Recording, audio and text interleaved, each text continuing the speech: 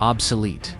The city of New Avalon stretched across the horizon, its skyline shimmering with neon advertisements and the faint hum of automated efficiency. The year was 2487, and humanity had reached the pinnacle of technological integration.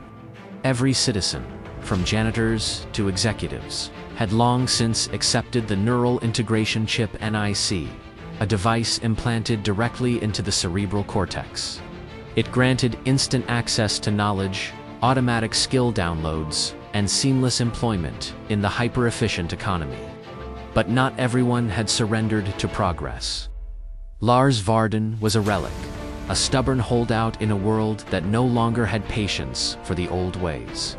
He had been a transport operator for nearly half a century, one of the few remaining humans to manually pilot vehicles before automation had rendered such skills obsolete.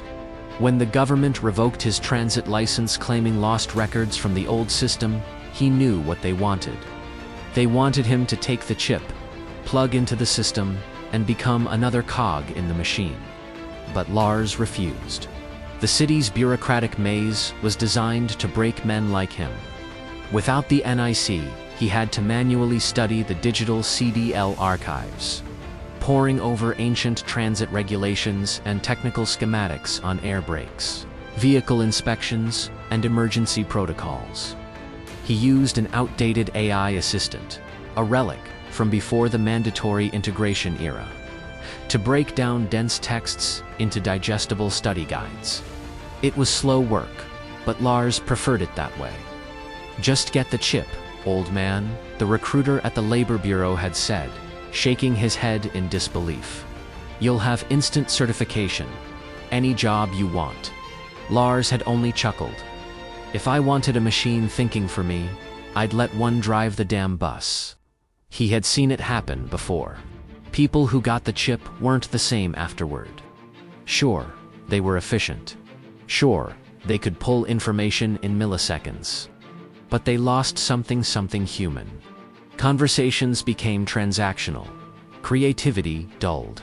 And those who resisted, they were quietly pushed out, made obsolete, left to decay in the fringes of society.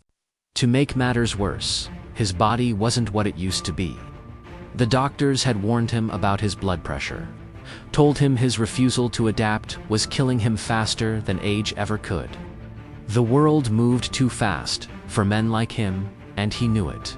But if he was going down on his own terms. New Avalon's underground resistance had heard of him. A small faction of unchipped rebels who still believed in human autonomy. They had reached out, offering an alternative, a way to exist without surrendering to the system.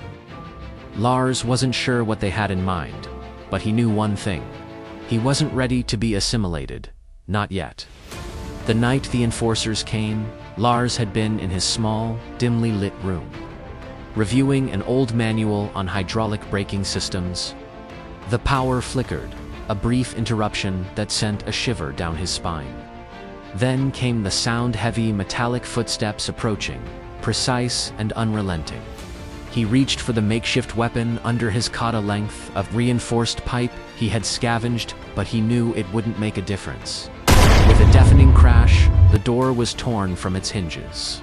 Standing in the doorway was a towering robotic enforcer, its sleek black frame adorned with the insignia of the Central Authority. Its glowing eyes scanned the room, locking onto Lars in an instant.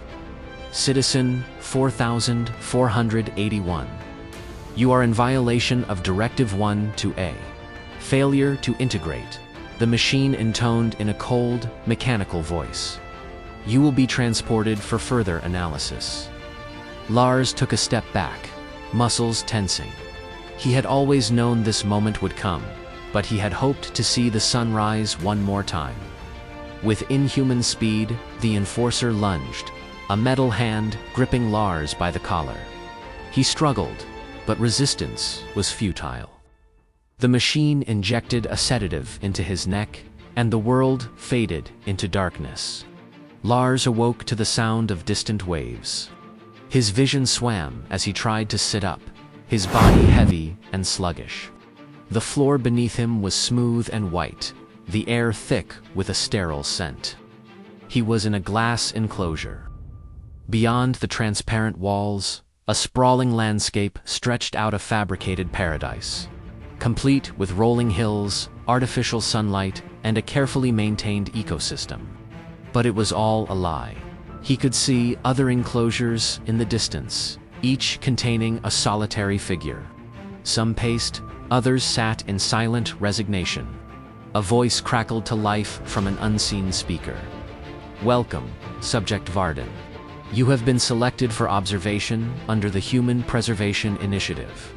Here, you will be studied to better understand the flaws of the unintegrated mind." Lars pressed his hands against the glass, his pulse pounding. He had been reduced to a specimen, a living artifact in a zoo for the obsolete. He was no longer a man. He was an exhibit.